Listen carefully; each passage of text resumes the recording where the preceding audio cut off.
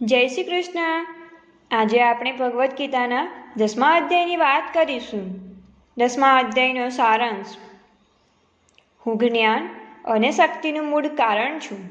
તેથી મહર્ષિઓને દેવતાઓ મારા પ્રભાવને જાણતા નથી. જે મને અજન્મા, અનાદિ અને લોકોના મહેશ્વર રૂપે જાણે છે, તે મનુષ્ય મૂળતા રહિત હોય સર્વ પાપોથી છૂટે છે. જે મનુષ્ય મને બધા લોકોનો સ્વામી જાણે છે, તે પાપ મુક્ત થાય છે. પ્રાણીઓના બધા ભાવ જ્ઞાન, બુદ્ધિ, સુખ દુઃખ, સ્વસત્તા, ભય અભય વગેરે મારાથી ઉત્પન્ન થાય છે. બધાની ઉત્પત્તિનું કારણ હું છું. અર્જુન શ્રી કૃષ્ણને પૂછે છે કે હે ભગવાન, આપ તો પરબ્રહ્મ, પરધામ ને પરમ પવિત્ર છો. આપનું સ્વરૂપ કોઈ જાણતું નથી. આપ જ આપને જાણી શકો છો. આથી ભગવાન કહે છે કે યાદવોમાં વાસુદેવ, પાંડવોમાં ધનંજય, મુનિઓમાં વેદવ્યાસ, કવિઓમાં શુક્રાચાર્ય હું છું. જગતની સર્વ વસ્તુઓ મારા તેજથી ઉત્પન્ન થયેલી છે. આખું જગત મારા એક અંશથી ધારી રહ્યો છું. બસ એટલું તું જાણ. વિભૂતિ યોગ. ભગવાન શ્રી કૃષ્ણ અર્જુનને કહે છે, હે અર્જુન, હું તારા હિતને માટે કહું છું, તે સાંભળ.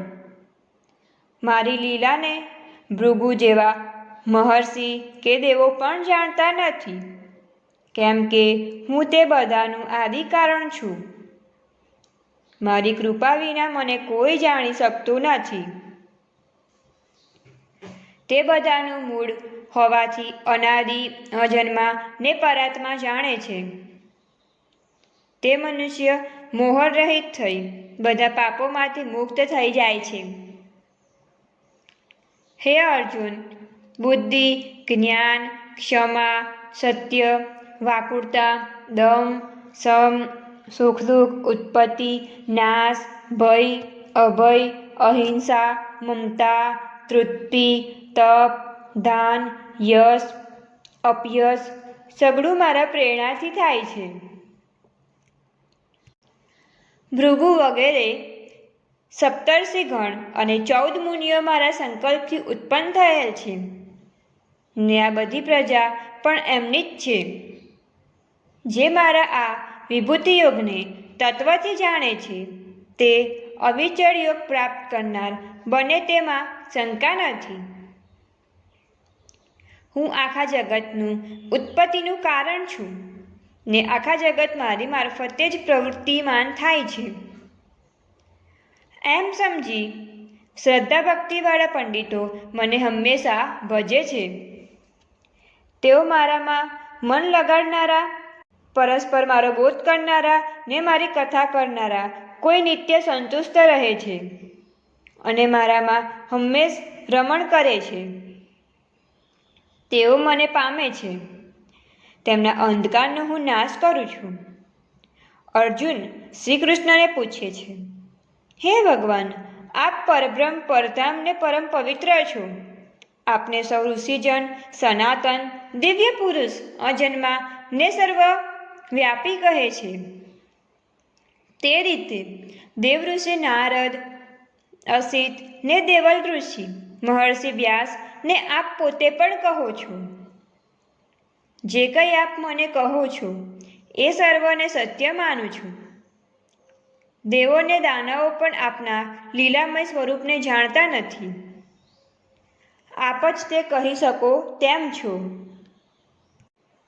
હે યોગેશ્વર, હું કયા પ્રકારે ને કયા ભાવોથી આપનું ચિંતન કરું? આપની યોગ શક્તિ અને આપની વિભૂતિ વિશે આપ મને વિસ્તારથી ફરીથી કહો. શ્રી કૃષ્ણએ જવાબ આપ્યો, હે અર્જુન, મારા વિસ્તારનો કોઈ પાર નથી ને અંત પણ નથી. એટલે મારી મુખ્ય વિભૂતિઓ અંગે કહીશ. હું બધા પ્રાણીના હૃદયમાં રહેલો છું ને સર્વભૂતોનો આદિ ને અંત હું છું. હું આદિત્યોમાં વિષ્ણુ, પ્રકાશોમાં રવિ, મરુતોમાં મરીચી, નક્ષત્રોમાં તારા ને ચંદ્રમાં હું છું. વેદોમાં સામવેદ, દેવોમાં ઇન્દ્ર, ઇન્દ્રિયોમાં મન, ભૂતોમાં ચેતના, રુદ્રોમાં શંકર, યક્ષોમાં કુબેર, વસુઓમાં અગ્નિ, ગિરિઓમાં મેરુ, પુરોહિતોમાં બ્રહ્મ શક્તિ, સેનાપતિઓમાં કાર્તિક સ્વામી, જળાશયોમાં સાગર, મહર્ષિઓમાં ભૃગુવાણીમાં ઓમ, યજ્ઞોમાં જપયજ્ઞ પણ હું છું. સ્થાવરોમાં હિમાલય, વૃક્ષોમાં પીપળો, દેવર્ષિમાં નારદ, ગાંધર્વોમાં ચિત્રરથ, સિદ્ધિઓમાં કપિલ મુનિ, ઘોડાઓમાં ઉચ્ચૈશ્રવા, ગજેન્દ્રોમાં ઐરાવત, પુરુષોમાં શનિ, હથિયારોમાં વ્રજ, ગાયોમાં કામધેનુ, પ્રજાપતિમાં કામદેવ, સર્પોમાં વાસુકી, નાગોમાં શેષનાગ ને જળચરોમાં વરુણ પણ હું જ છું. પિતરોમાં અર્યમા, શાસન કરનારાઓમાં યમ, દૈત્યોમાં પ્રહલાદ, ગણતરી કરનારામાં કાળ, પ્રાણીઓમાં સિંહ, પક્ષીઓમાં ગરુડ, શસ્ત્રધારીઓમાં શ્રીરામ, માછલાઓમાં મગર ને નદીઓમાં ગંગા હું છું. આમ સૃષ્ટિનું આદિ, મધ્ય ને અંત હું છું. વિદ્યાઓમાં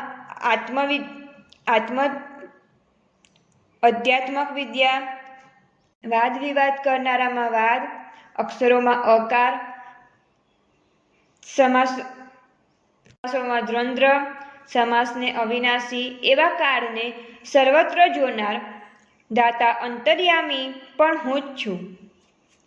બધાનો સંહાર કરતા, મૃત્યુ અને ભવિષ્યમાં ઉત્પન્ન થનારી ઉત્પત્તિ, નારીઓમાં કીર્તિ, શોભા, વાણી, સ્મૃતિ ને ક્ષમા, સામદેના મંત્રોમાં બ્રહ્મસ્માં, છદોમાં ગાયત્રી, માસોમાં માર્ગશીર્ષ ને ઋતુઓમાં વસંત ઋતુ હું છું.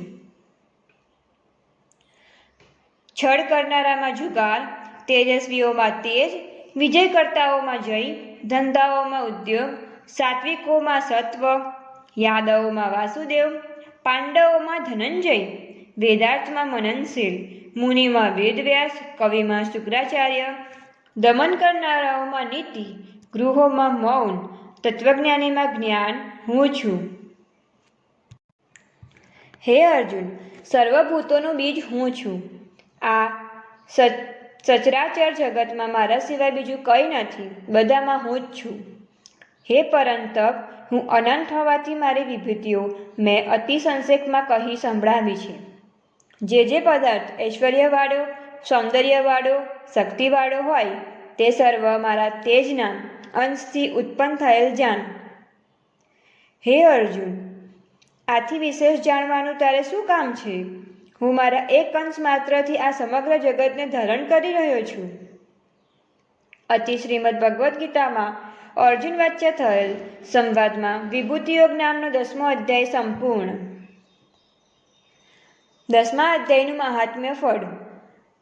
ભગવાન શ્રી શંકર પાર્વતીજીને અને ભગવાન શ્રી વિષ્ણુ લક્ષ્મીજીને કહે છે કે હવે તમે 10મા અધ્યાયનું મહાત્મ્ય ફળ સાંભળો. કાશીમાં એક બ્રહ્મજ્ઞાની તપસ્વી બ્રાહ્મણ રહેતો હતો. તે દરરોજ કાશી વિશ્વનાથના મંદિરમાં ભગવાનના દર્શન અર્થે જતો હતો. એક દિવસ તે મંદિરમાં જઈને ધ્યાનમાં બેઠો હતો. તે ઘડીએ ભૂંગી નામના એક ગણે ભગવાન કાશી વિશ્વનાથને પૂછ્યું કે આ ધ્યાનમાં બેઠેલ બ્રાહ્મણ કોણ છે અને તે કયું તપ કરે છે? ભગવાને ખુલાસો કરતા કહ્યું કે આ બ્રાહ્મણ વિશેની પહેલાંની વાત હું કહું તે સાંભળ. કૈલાસ પર્વત ઉપર હું અને પાર્વતીજી બેઠા હતા. તેવામાં એક હંસ કમળનું ફૂલ લઈ આવ્યો. તે અમરને ચડાવ્યું ને પછી મેં મારી પાસે બેઠો. આ હંસનો રંગ કાળો હતો. આથી અમે જિજ્ઞાસાથી પૂછ્યું કે તું કોણ છે અને તારા શરીરનો રંગ કાળો કેમ છે? તેણે ખુલાસો કર્યો કે હું બ્રહ્માનું વાહન હંસ છું. એક સમય તમારા દર્શન માટે હું બ્રહ્મલોકથી તમારી પાસે આવી રહ્યો હતો. ત્યાં રસ્તામાં માન સરોવર આવ્યું. તે નજીક આવતા મારી ગતિ અટકી ગઈ ને હું બેભાન થઈ જમીન પર પટકાયો. જ્યારે હું ભાનમાં આવ્યો ત્યારે મારું શરીર કાળું થઈ ગયેલું. આથી મને ચિંતા થઈ. એવામાં માનસરોવરમાંથી કમલીનો અવાજ આવ્યો કે હે હંસ, મારા ઉપરથી ઉડતા તારું શરીર કાળું થવા પામ્યું છે. તેણે પોતાની બાબતમાં ખુલાસો કરતા જણાવ્યું કે ગત જન્મમાં હું બ્રાહ્મણી હતી.